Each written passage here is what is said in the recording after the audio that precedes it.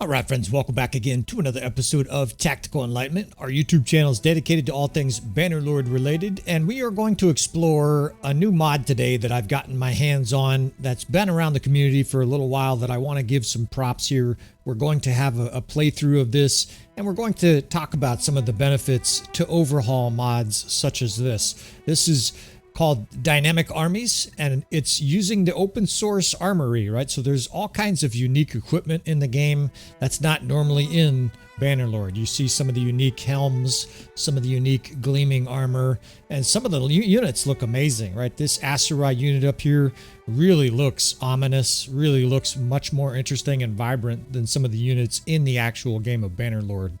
Now, this mod isn't just a normal troop overhaul mod. The author of this, the Lord of Middle-earth, this guy does a lot of work with modding. He's done some help with us in the past. In fact, you may recognize the name. He's the creator of the Sturgian Heavy Infantry Tier 6 units that we've been using in the Vlandian campaign.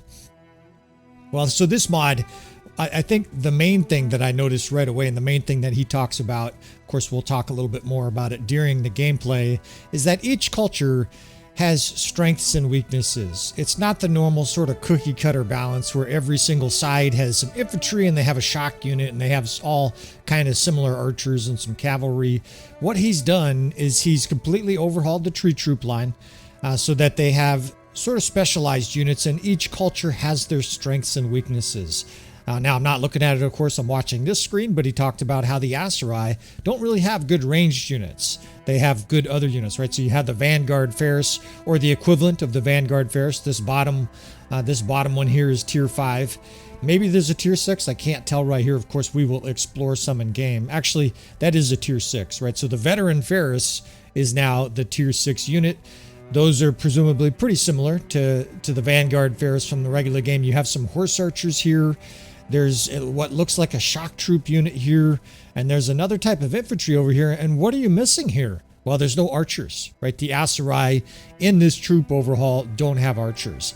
Now, depending on how you play and with what other mods you use, you could obviously recruit archers from your nearby kingdom, but most people know at the beginning of your Bannerlord game, 80% of your troops are going to come from your own kingdom, and so in a way, in a positive way, you're going to be forced to adapt tactically to the strengths of your units within the army here. So we'll just scroll through a few of these, but we're going to get this playthrough started here. This will be a fairly heavily edited playthrough. I'll probably do 3 hours of total footage here for YouTube, and maybe that'll be 8 to 10 hours of me playing this playthrough. Now you can see the Battanians still have good archers, right?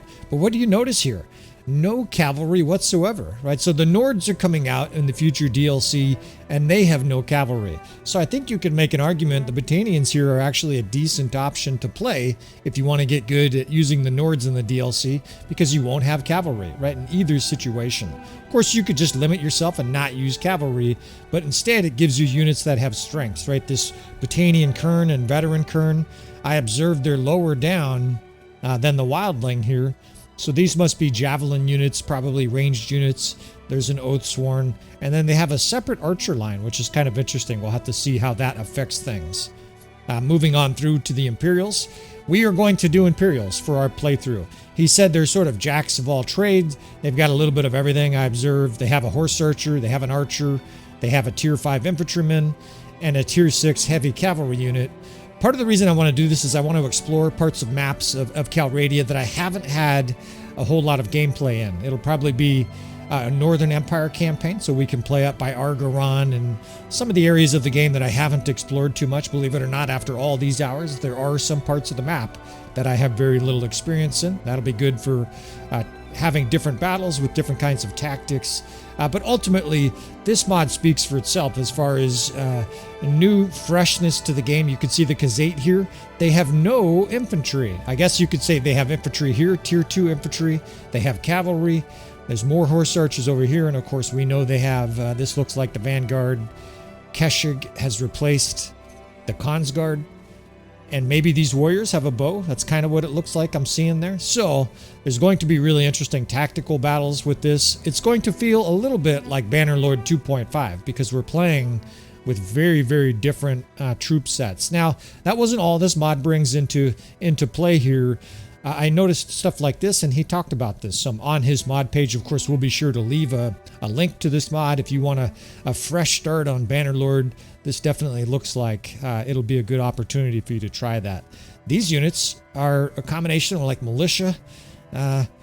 It's basically unique units that are also related to the Asurai that'll probably supplement your army a little bit. We mentioned earlier the Asurai don't really have any archers. Well, you have sort of a militia line archer here that maybe you can subsidize your army a little bit.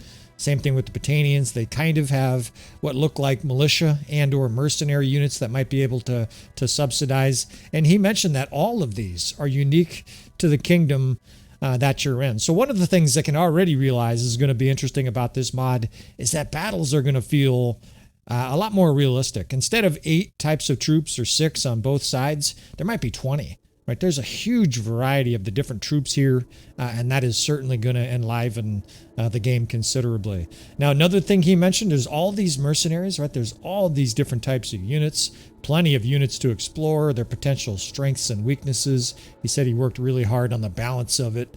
But there's also bandits. I remember actually seeing a screenshot with a bunch of bandits. Let's see if we can find it here, and here we go, right? No longer are you just fighting looters, but conceivably some of these units will be out there in the game for us to encounter, recruit, and potentially interact with, right? Kill some of these guys here, right? So there's going to be an extraordinary amount of variety with this mod, and it's something that's going to be fun for me to explore from the tactics side, see what we can do with our Imperials here, and of course we'll do quite a bit of editing for this. So let's go ahead and get a sandbox campaign started.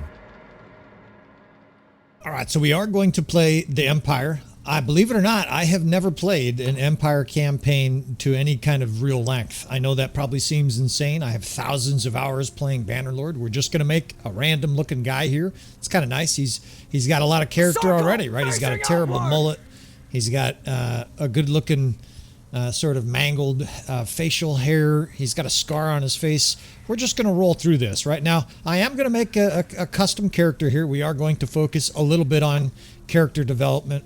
And what I want is I want a crossbow unit. I'll probably have him dismounted a lot. In fact, we may even do kind of a hybrid Manavlion / crossbow. So polearm and crossbow. Although we'll see how it goes. It may depend on just kind of the flow of the campaign. We're not going to get too deep into the weeds on this stuff here. But we will talk along the way about strategies of forming our army. We're going to play this with some intelligence. We're going to form our army and our tactics with intelligence. We're not going to F1, F3 our way through this. Even the early stages, right? The more and more I play the early stage of Bannerlord, the more I learn that you can really apply skill and have a lot of fun as you progress your way through fighting bandits and looters and stuff like that, working your way through some of the quests and things like that. But again, we will hustle through a lot of this early stage process, right? We're not going to show you tournaments we're fighting and stuff like that. We're not going to show you every single minute of the episode or of the campaign. In fact, you'll probably see about a quarter of the actual process.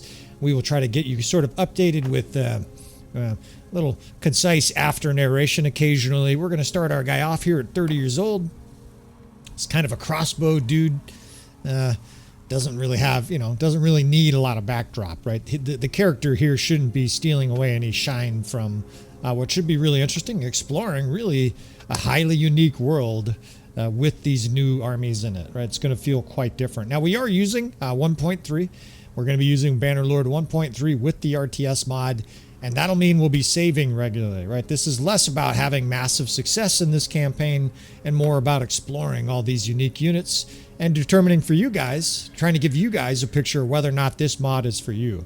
This mod for sure would be good for an experienced player because it's so unique, right? This is going to give Bannerlord a completely fresh look, right? This is one of those things that's wonderful about the modding community is Bannerlord is already a pretty interesting game, but then you add all these different overhaul mods, right? Will be William Tell here, and it could be sort of limitless in the potential capacity to entertain us.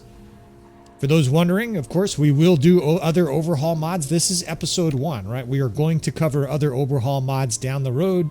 That means things like let's see if I can pronounce it right. De Re Militari, something like that. It's basically a mod that sort of works on the economic components of the troops, right? It's a little bit more historically accurate with levies and stuff like that, and higher end troops I think are more expensive. Anyways, it shows my ignorance to that mod. I've had a lot of requests for that, but we're going to explore more and more of these mods in the upcoming months and hopefully years on the channel.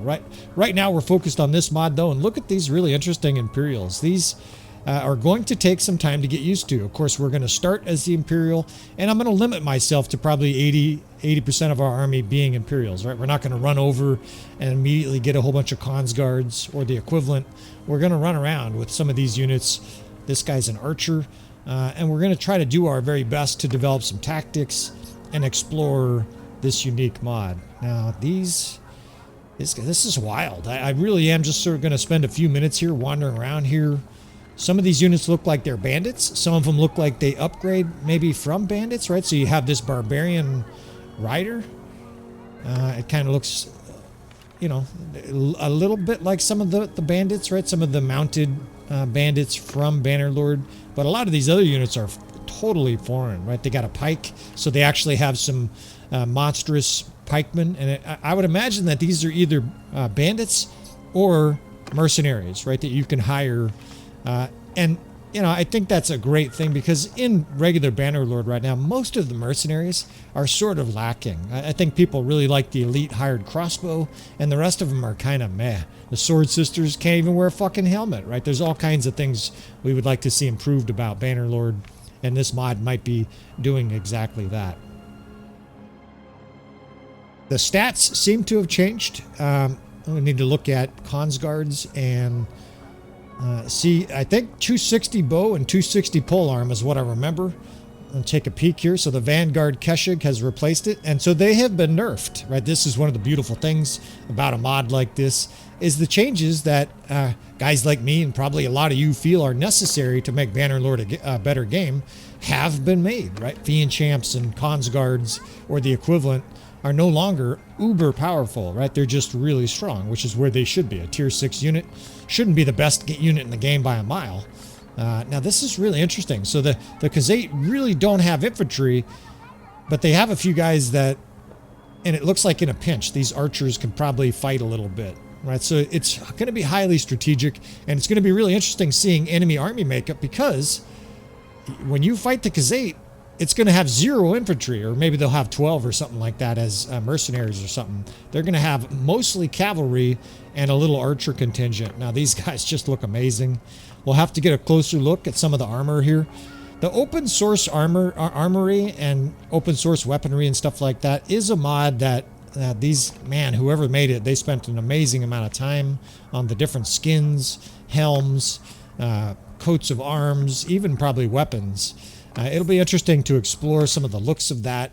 And of course, for other mod makers, talk about gold, right? You just instantly be able to pick up, you know, a bunch of amazing textures and add character to your campaign. All right, so the early game here, we're going to start this for you fellas. I'll talk a little bit about the process here, but we're going to blaze through this, and I don't imagine we'll have an hour straight of me just wandering around protecting caravans and shit like that.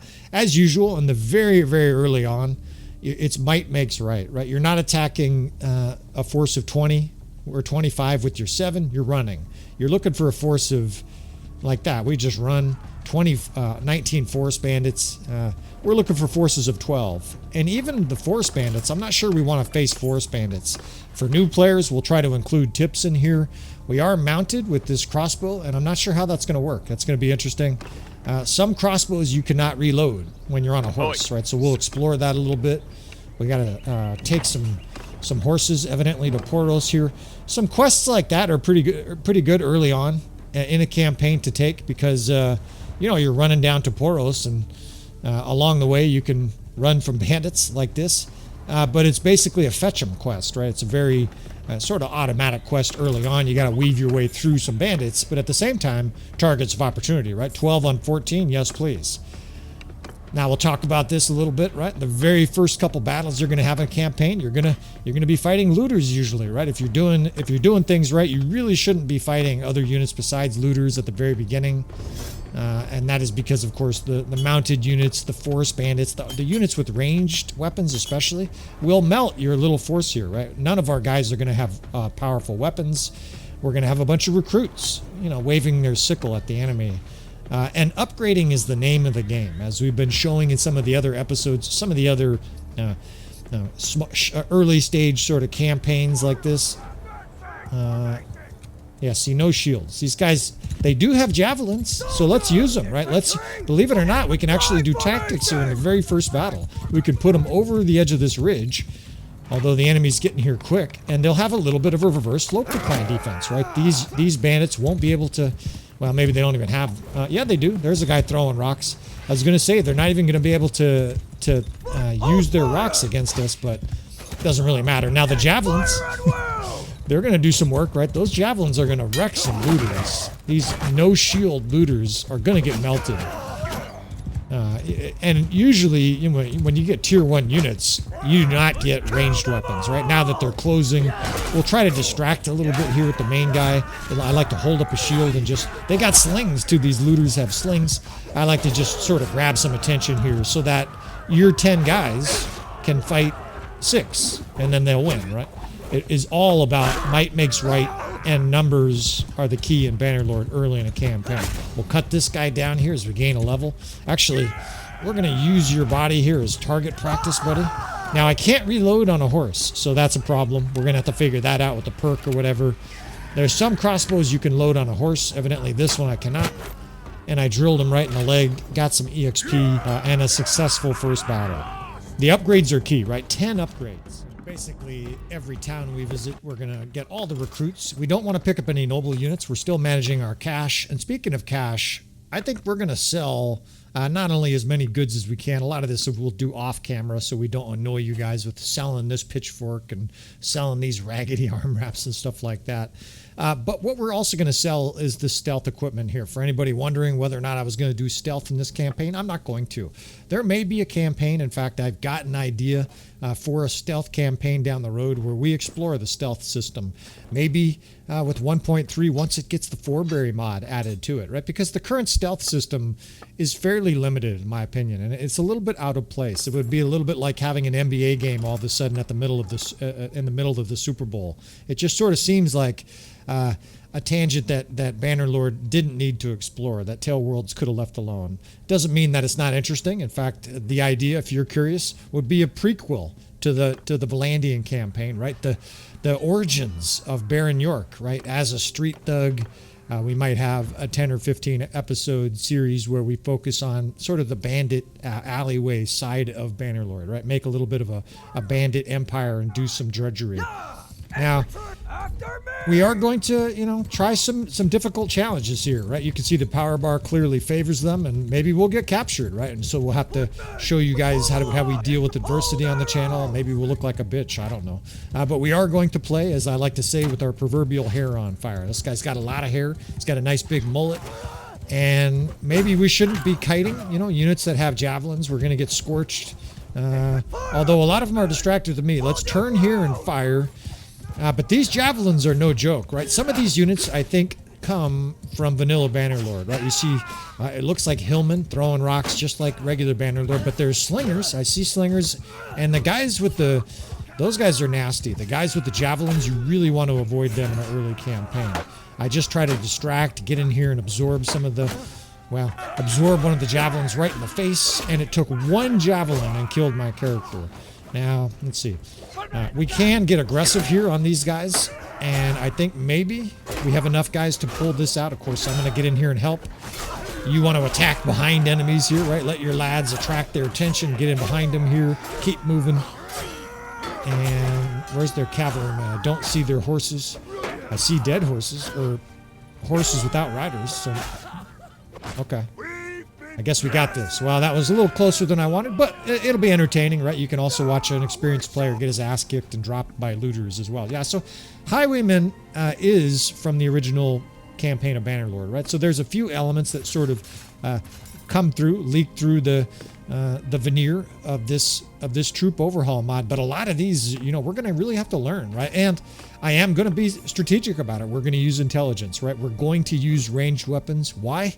Because with 1.3 Bannerlord, ranged weapons are still king. Now, our tier 6 unit for the kingdom is an elite cataphract. So it'll be interesting to see if they're adjusted, if they're at all more effective with 1.3. Or if they're sort of the mediocre, not so terrific tier 6 unit that they are with the pre 1.3 Bannerlord. It'll be interesting to see what this mod maker has done to units like that. Well, we've already seen that Khans guards are nerfed, right? That's good. I like that change. Now we've got a nice little cloak here with our grizzly animal outfit here. And again, we're going to skip over a lot of this, but just in the very beginning here, we'll probably show you little oddities. When you're on a horse, really nice to have a spear. If you can hold up a shield and have a spear, it's one of the easiest ways to kill early in a campaign. I tend to save the ranged weapons until a little bit later on. So even though I told you we're going to be a crossbow guy, in the very early on of a Bannerlord campaign, a horse is super beneficial, of course, because you can run away. You don't have the athleticism to really get away with it on foot. You can hold up that shield. You can flank the enemy. You can spear dudes. I mean, it is Mountain Blade after all. Now, these cows we're supposed to deliver to Poros, but I think we'll just sell all the meat right here, right? We're not worried too much about failing quests. Look at 1,800 I get. We're going to get a criminal rating for that, but I don't give a shit, right? Or maybe we can find some cows along the way to deliver to Poros. We'll take advantage of that quest, and that's one of the fun parts of Bannerlord, right? We're moving kind of slow. We got to get some horses. We'll talk about that a little bit maybe. But one of the best parts of Bannerlord is it is pretty open world, right? That guy said, yeah, please deliver my herd to Poros, right? We'll give you some money on the other end. And instead, I just liquidated them. We had a big old barbecue and sold all the meat in the hide.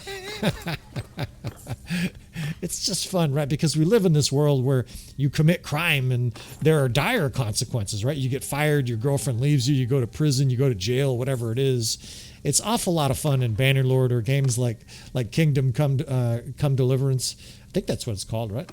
To go around and just fucking hack away at civilians and kill guards, and they're like, help, help. You know, it definitely satiates the insane person in all of us to do a little bit of naughty shit. All right, we are going to take some companions, and I'm looking for weapon companions early on, right? They're expensive. It's 20 times the cost of these troops, but we'll be able to put some armor on them.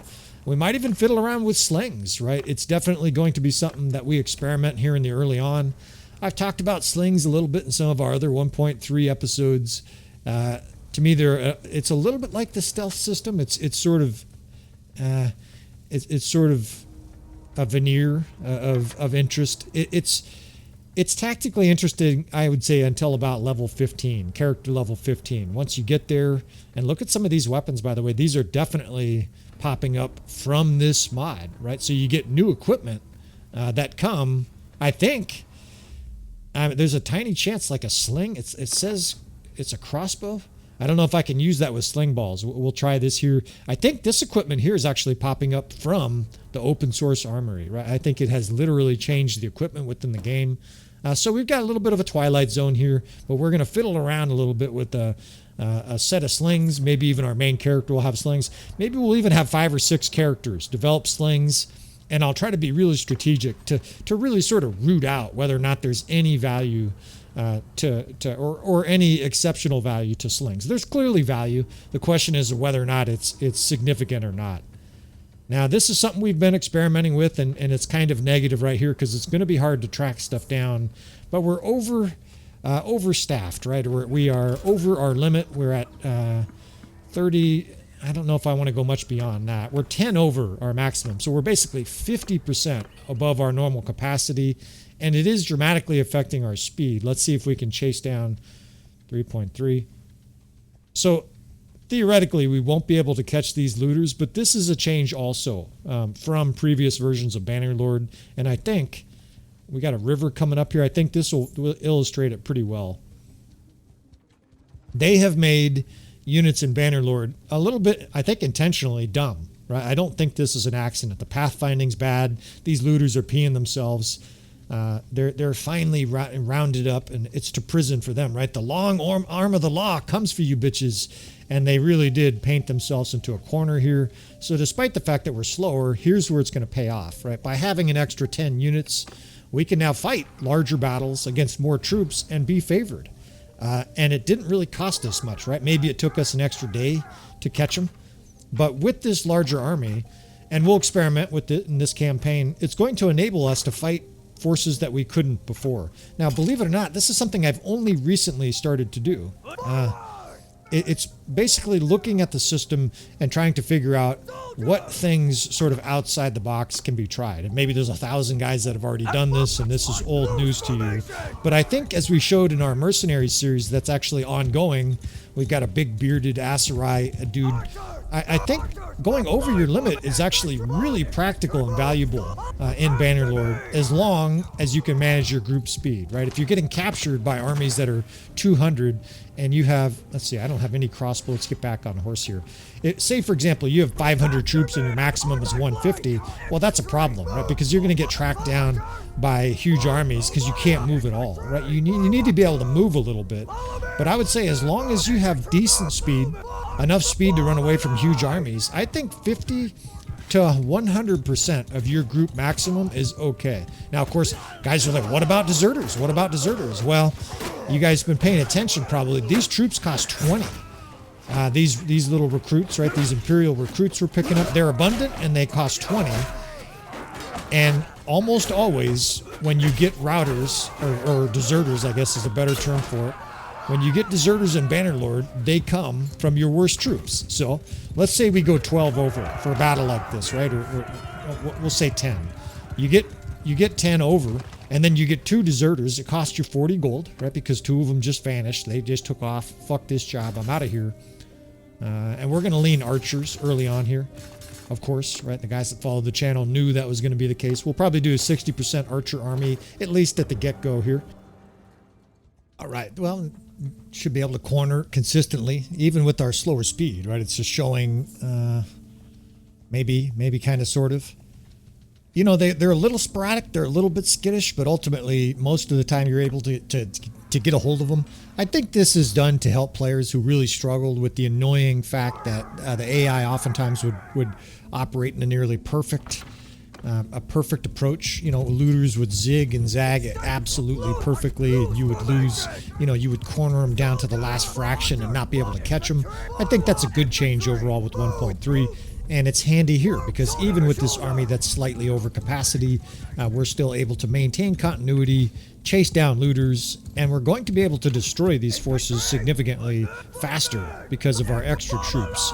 Now, our slingers here are not really doing their job here. This guy is not using his sling. We're going to have to sort of explore why. We had that odd thing that it says it's a sling, but it also says it's a crossbow. So there are some weapons that look like they're coming from the open source armory / weaponry that maybe are not operating exactly as intended. We are using 1.3. It's possible that the open source armory and weaponry mods are not really updated for 1.3 yet. I didn't check to see whether or not they were sort of streamlined for this version. So rolling through looters here, and again, we'll probably chop out significant portions of this process here. We're making our way to Poros, right? We've got some cows that we've got to sell them, even though we've already had a barbecue. And these looters are abundant, and they've done a better job of making them in sizable bites here, right? Instead of chasing down 6, this is definitely one of the best parts of improvement for early game Bannerlord is there are targets aplenty. We haven't seen deserters yet, but we're going to see deserters soon, and that's where you really start to power level your units, right? Power level your campaign. You got a little bit of tactics, you got some decent troops. We should be able to blast our way through even sizable deserter armies, and we should get to those soon. So let's see if we can get our slingers going here. We switch out some equipment. I'm really focused on getting these guys going here because I obviously want to focus a little bit on this campaign on some of the other aspects besides the troops, especially in the early game here where you're really just sort of fighting 15-20 battles. These are designed to essentially help skill up the player that's not very experienced at Bannerlord. Now, Archer, move this guy forward. And let's see if these slingers do their thing. Now, this guy's on a horse. I think some guys on a horse cannot use their slings, so let's get these guys off their horse. Okay, he picked up his little sling ball. Start throwing them, boys. We can get some target fire here.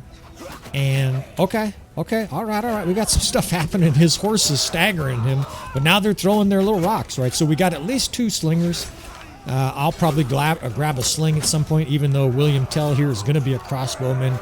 If you've never heard of William Tell, maybe we'll talk a little bit about the historical / mythical person that is William Tell, as sort of a famous medieval character. Crossbowman, he's the guy who shot the apple off his son's head, I think it was. And success, ultimately success, right? Starting to smash our way through these armies and power level quickly. Again, we're going to focus on archers, but with this infantry line having so many different skirmishers, the Imperials now are at least in the early game of this mod, right? This dynamic army mod, they're a ranged army, right? We have skirmishers. Everybody's throwing a javelin. We don't have a lot of cavalry, right? I would encourage you not to have a huge amount of cavalry early in a campaign. Very expensive. You got to get them horses. I would say, 2 to 6 is the most you want to have, kind of in the early game. They are more effective because the enemy forces tend to be spread out. They can run around and spear guys left and right. We'll do a little caravan escort here. There's a merchant waiting for us to deliver cows that we've already eaten. Well, we're going to have to turn our back on that guy. And all of this loot from these companions, I think we'll just sell. We don't need their stealth gear, and this is what I was talking about maybe 20 minutes ago. We can just take all their stealth gear and either apply it to their normal character, their main character armor, or we will simply sell it. Now, this is something that we did the Shokuho mod. We played about 10 episodes. I ran into a lot of bugs. There wasn't a huge amount of interest on the channel, and so we discontinued it. But the Shokuho mod really opened my eyes to what I think how companions should be in Bannerlord. And I hope Tailworlds takes this approach, because I know at least some of the people playing the 1.3 beta aren't thrilled that they've taken away a lot of the variety of companions. When you go get companions in 1.3, it seems like there are about 7-8 templates. Whereas the old Bannerlord, there might be 30 templates. There's a lot of different unique units, and diversity, is the spice of life. Now, variety is the spice of life. Now, not too worried about these little events early on here. We're going to maybe lose an archer. And not really worried about our traits either. We're going to do stuff that increases our morale, because early in a campaign, morale is critical. I haven't really talked much about food, but we're going to start gathering up 6, 7, 8, 9 types conceivably. That way it helps our steward skill. Let's follow this little caravan guy here. And we have a perfect army suited to help a caravan, because we have a bunch of ranged units, right? We will let these caravan dipshits take all of the attention. Let's see, how do we do this? We fight at least one battle here for it, and maybe we'll do some editing in between. You don't want to let these guys fight too long, of course, because your guy you're supposed to help, they get killed. They get killed without your help against these raiders. Now, they're charging forward. I hope they don't charge forward. We're going to put archers on this hill here. I can't... Normally, they do not do this. I don't remember them doing this. Typically, in these battles, your guys, they huddle around all these donkeys and stuff like that. Instead, they're rocketing off into the distance. I don't know if this is a change with 1.3 or because of the units of the Dynamic Army mod is changing their behavior. These are the kind of things we'll have to explore a little bit here. You can do all the testing you can as one person and still discover new things. Incidentally, that's why Tailworlds is essentially loaning us the 1.3 update in beta form, because they're aware people are happy to play it and essentially beta test it, right? That is a thing still. Guys are very happy to play it, essentially for free ahead of time to get our hands on this new updated version. And Tailworlds is very happy for us to discover bugs for them, right? Maybe they have 100 guys as part of their staff. And we're just forming a little bit of a box defense here. Shield walls on both sides, archers and slingers towards the middle. It should be pretty effective here, right? Because the shields will get attacked on the outside. We're trying to clog them up here. I put my horse right there intentionally. If you have to, you can hide behind it, duck behind it if you're going to get speared. Although they just scared it. And hopefully our archers work. But... a company like TerraWorlds can't afford to do 10,000 hours of beta testing for a complex game like Bannerlord, and so they employ us, right? People are effectively, we are free contractors. Now that's what I'm talking about, right? No casualties, right? There's a whole bunch of upgrades. In fact, our upgrades are starting to get expensive here. We're still managing our money pretty well, 2,300. And I don't anticipate showing you a whole lot of battles here with this caravan. Probably as large of forces we can realistically manage at this stage. We're significantly slowed down, but with this force, I just caught a glimpse of them down here. It looked like 40. You don't want to go way over in case you get captured by 2 or 3 different groups, but let's try this. They're beelining us. We just lost 2 to deserters here. And I don't know what to make of their army, right? They've got a kern. They've got a bunch of units that I've never heard of before, right? Of course, that's going to be one of the interesting parts about this campaign, learning the different dynamics, learning what troops, what troop trees I prefer, how to use them, how to do tactics with them. And in we go here. And of course, it makes you a tiny bit nervous. I don't want to get captured on these streams. I don't want to look like an asshole.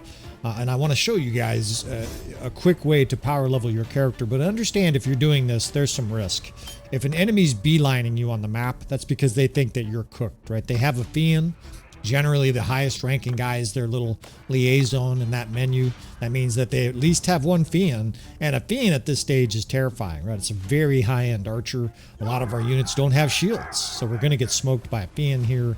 They're going to have other units as well.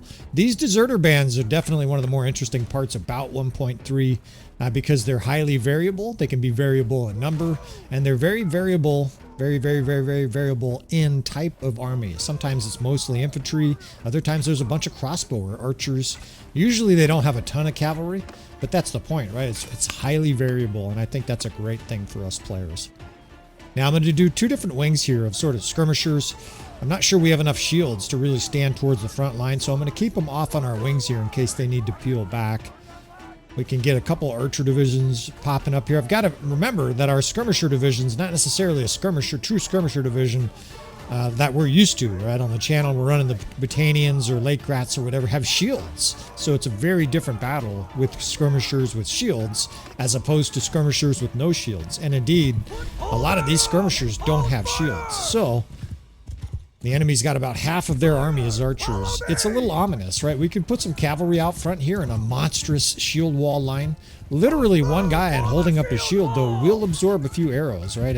It sounds silly, but it's effective. And we're going to try to just kind of slow these guys down, get in their way.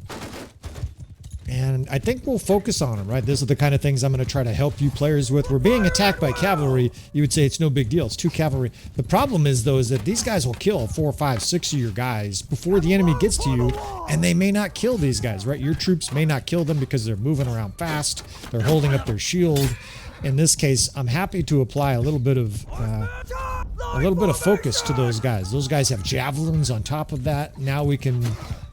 Well, hopefully. Now we can turn our attention more to the rest of the units. We're already getting smoked with archers. These guys have shields, right? This 1st division has shields, but this 6th division, I sent it running for the hills.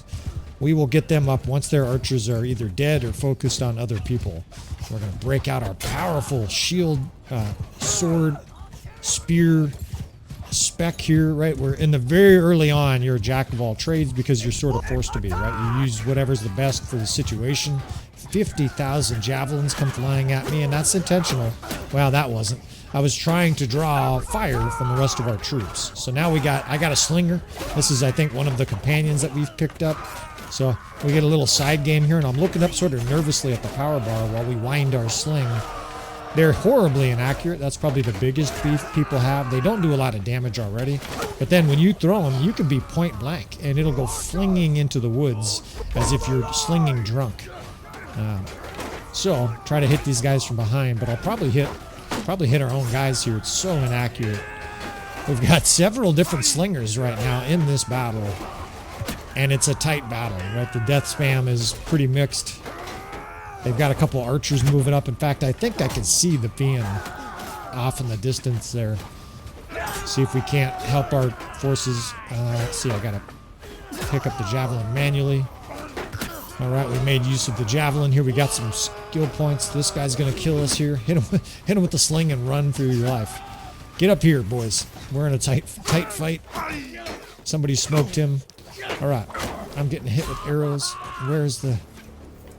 Talk about an impossibility too, right? I can't even reach these guys with a sling. They're shooting arrows.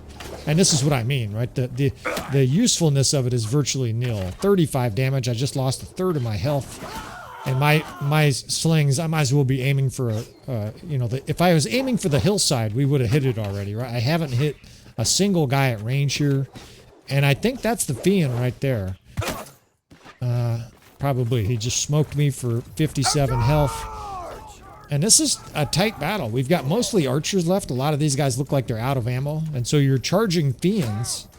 Maybe they don't have more than one, but you know, we're charging archers with no shields. We're going to have to try to help here. So these are kind of gritty battles that are fun. I'm a little stressed right now. That guy moved at precisely the wrong time for me. That shot went right underneath his armpit. Come on, baby. Damn, our aim is off here. This is not my bag. This is not my skill set, you know, so we struggle a little bit here, obviously. And we need to... Okay, we're good. Never mind. I just looked at the power bar. Someone killed the fiend, fortunately.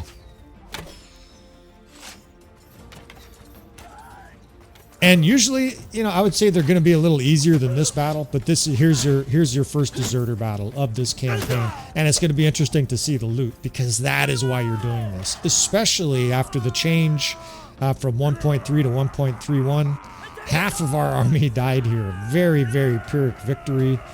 Mostly the archers, though, right? The low-level archers. And we'll take, I think, all of these prisoners, right? The Kern is the tier 4.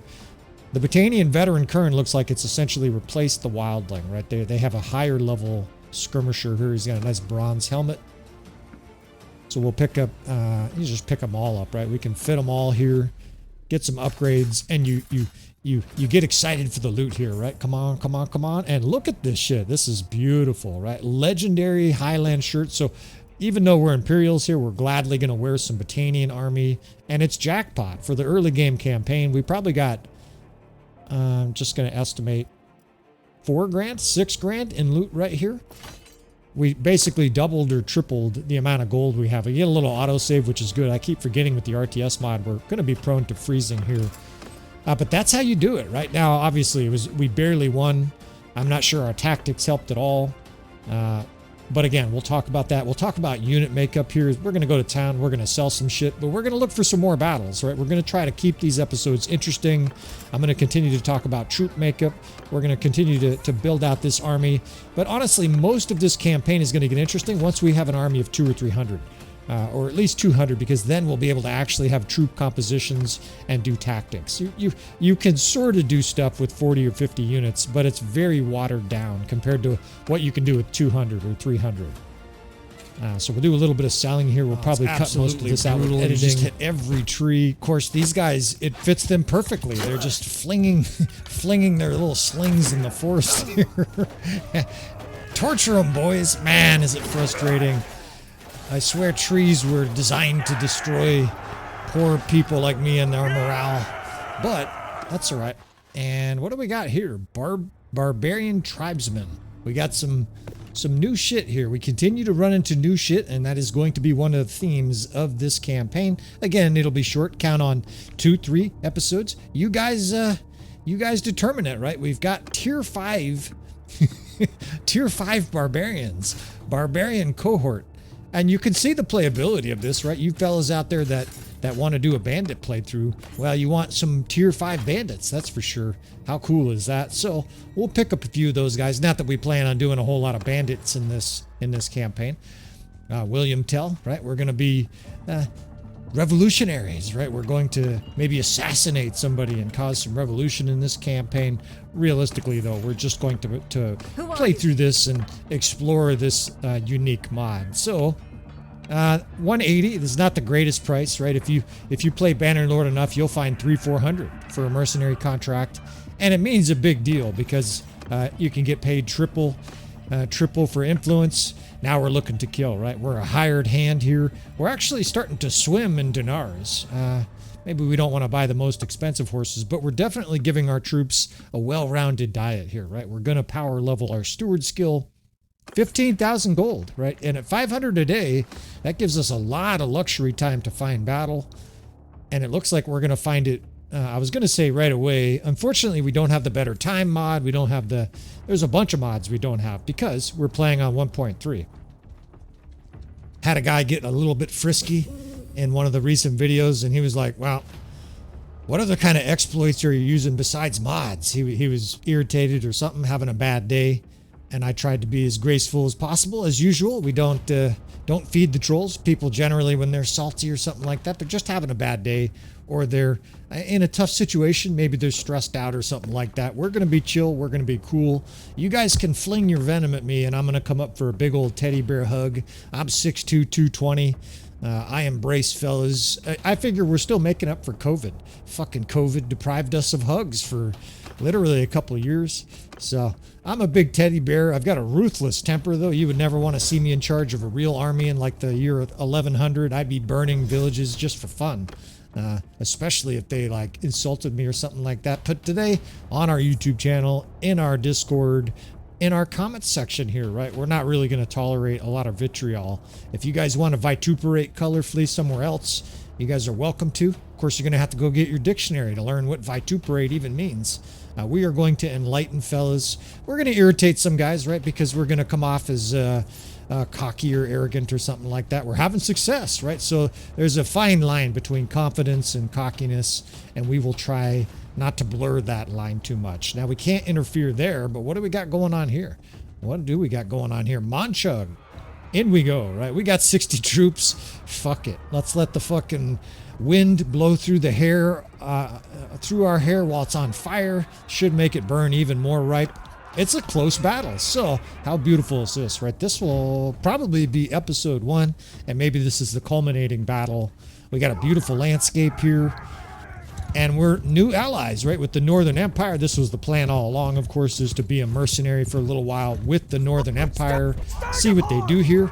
And it's great. We get this huge clash early in this campaign with Monchug and Lucan, right, the dipshit. He's kind of a dipshit-looking guy, Lucan, the pompous emperor of the Northern Empire. And what the hell do we have here? Look at this. I am not running any mods. I mean, of course, we're running this Dynamic Armies mod, right, from the Lord of Middle-earth. Sauron the Great here has given us this terrific mod, but okay, they're approaching. So Monchug, it looks like, attacked one of these Northern Empire armies, and the other army joined. That's why the Khazate have to attack here, so we're the defenders. And I have never seen, ever, a formation like that. It is, I don't want to say perfect, but it's a good formation. Now, the cavalry in the middle is kind of jamming up the archers, but they've got their infantry in a huge double ring and enough space for all their archers to shoot. So they don't have enough archers for me to really be happy here, but we do. So we're going to amplify their forces here. What we're going to do here is basically hug these speaking of hugging, right? We're going to hug these cavalrymen here. We're going to take a nice position here in the trees where their archers, or excuse me, their horse archers will have a hard time charging through. There's a little bit of a ridge to our left here if we need to hide, right? We will form tight squares and duck under cover here, almost like secret operatives, right? We're going to secretly operate within the trees here. Of course, the AI sees everything. You can't really hide from the AI, but we can get infantry in front. That ought to mitigate at least some of the arrows coming in on us. Of course, I'm like level 6 or 7 or something like that, right? We're way over our skis in this battle, but fuck it, right? We've got a lot of archers here. They're spraying right into the packed enemy ranks. I like what I see. And we've got a good position here to sort of press the horse archers in between our forces and the rest of the Northern Empire forces. Now, what I'd like to do here is move cavalry. We don't have any cavalry, right? So what I can do is sort of push infantry at the enemy. And what that infantry will do is our companions get smoked. That guy we just picked up and he's smoked already. We're going to push our companions in infantry, and they're kind of hope it pushes these horse archers out of here. Because if they start circling us here, well, there goes our cavalry. Nice. Killed this guy here. Who is this? There's some guy here I don't recognize. Kill this guy. Okay, they're sort of, they look like they're kind of reforming here. I was afraid they were going to stampede through our archers here, but most of them are just reforming right in front of our archers. So we've got a good position, and we continue to hug this cavalry, right? We have a cavalry wing here that we're working with pretty well. That's almost as if, you know, we have a player, and we're like, now charge with your cavalry, chase them off, right? Now that we've shot them to pieces, now you can charge with your cavalry. So Their forces are coming down the slot too. We might even be able to take these high banks on the left. You've got to be very careful here, right? Our army is super vulnerable, and we have 60 troops, right? So it's not like we can just barrel in and let's put 50 troops over here and 100 over there. We have 50, 60 troops. No cavalry, almost no infantry. Try to survive here. I got hit by one arrow, I think, and I'm almost dead.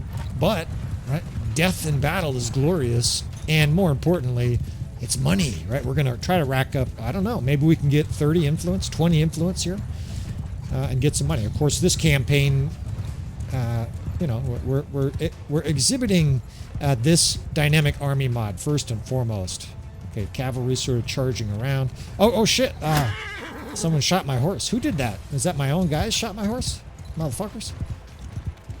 You know, this is an exhibition to try this new dynamic army mod. So far, so good. It's a real refreshing scream on Bannerlord. In other words, you play Bannerlord like I have for. I think the menu says we have 89,000 hours. Of course, I'm exaggerating, but it says something insane.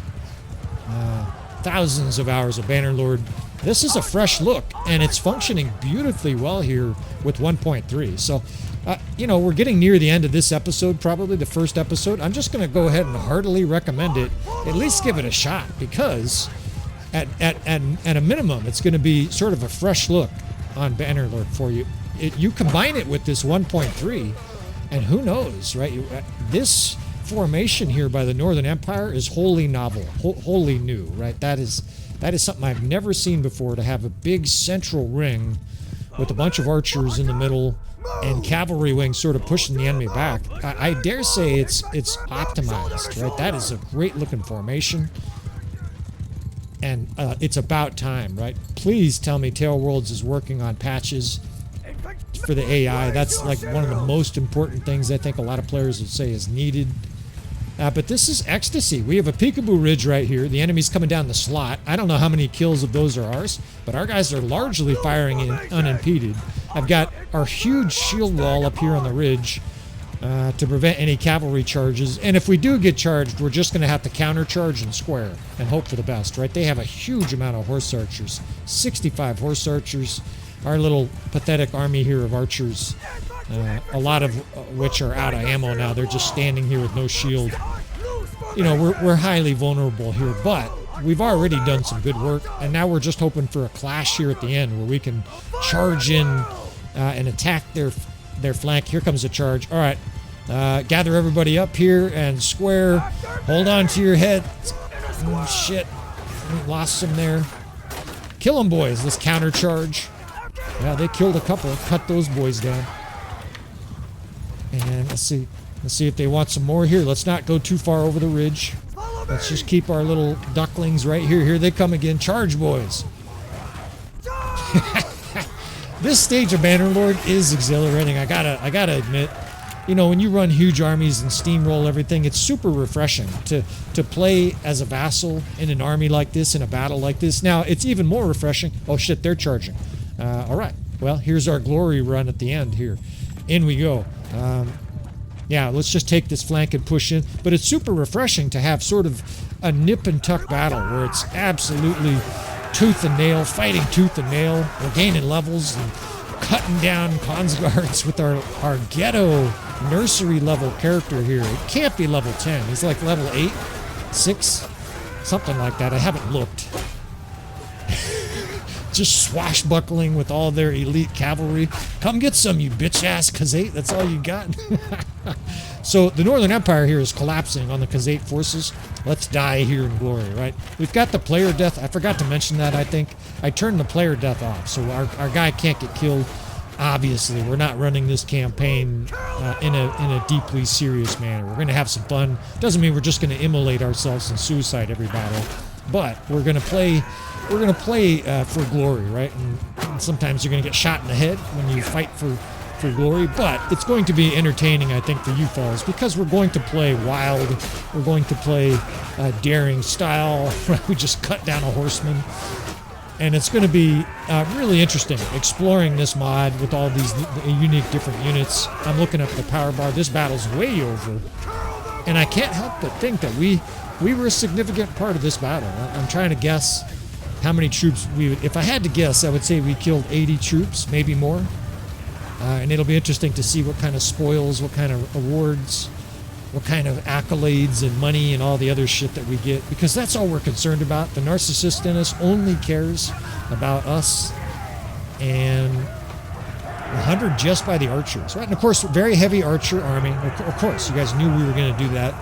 We may branch off into the other portions of it, right? Eventually, we'll have some elite cataphract, and we'll see what they do. But I'm very content with this being the last battle of this episode. Should have been interesting to watch. A 10-to-1 kill ratio, right? We don't have any Fiend champs, but they did just fine. Our army got 114 kills. Love it, right? We're going to get some loot here. Lucan is all over us. He thinks we're the boss all of a sudden. We get some nobles here. Come with us. Now, we're hemorrhaging prisoners here. Obviously, our army, we're way, way over our skis here. I'm taking prisoners like we have a capacity of 200. I've already been hemorrhaging them. But I want some of these units, right? We want to start employing some of these units in our army. I just want to see what they feel like, right? We've got these interesting archer infantry here for the Khazate. They're basically an archer that has a little bit of infantry skill, which is to say most archers, right? The loot's kind of disappointing, but that's all right. There's going to be great loot in this campaign. And more importantly, I think there's going to be some fun experiences. So we're going to run to village here, run to town. I think we can get 1 or 2 more companions. We're going to flesh out those guys. Most of our companions right now have slings. So we're sort of toiling and toying around in the early stage here. I'm going to try to break these episodes up so that there's a little bit of coherent action in between. We're level 9 right now. Maybe when we come back for our next episode, we'll be level 12, a little bit more advanced. Although, if there's really interesting battles along the way, maybe I'll record them. I don't always narrate in instances like this. Sometimes I just play. Sometimes I just get tired of talking and narrating. My wife is incredulous. She doesn't believe that. Maybe you guys don't either. But sometimes I don't talk. Here, we'll try it. We'll do 5 seconds of no talking. Damn it, I couldn't make it. That was only 3. All right, we're going to pick up this companion here. Lantine light crossbow. You know what? We're doing some crossbow here. Let's get him. I don't know much about him. We need some troops, though. We suffered a lot of death in that battle. And this is going to be fun, friends. So if you want to join us on this adventure, of course, you want to subscribe. I'll try to post one of these every couple days. We'll do 3, 4, 5 episodes, maybe if it's popular. And again, we'll leave the mod link down in the description. I appreciate you for watching, friends. Please hit that like button on the way out. And with all that said, I will see you, friends, next time.